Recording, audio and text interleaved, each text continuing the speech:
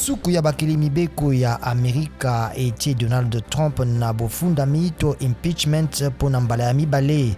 Donald Trump afundami pona eyoma ya balandi baye na komeka kopekisa kongre kondima Ilunga ya Joe Biden mposo moko moleki. Bato motoba bakufaki etikali pene na mposo moko po Donald Trump atikela Joe Biden ebonga. Mbeba ya bomoto eselami mingi koleka na mobu ya mibale ya bokonzi ya Felix Tshisekedi elobi Human Rights Watch.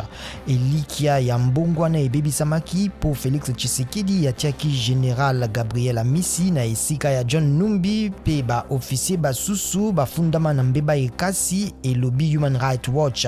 Lingomba liye li pameli ndenge Vital Kamerhe akatelamaki etumbu kasi bato basusu balandela mate.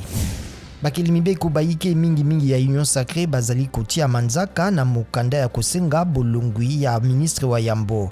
Babandisi ya pétition basengi bolongui ya bureau d'âge ya Assemblée nationale bangonde basengi bobengisami likita ya kotala pétition na bango.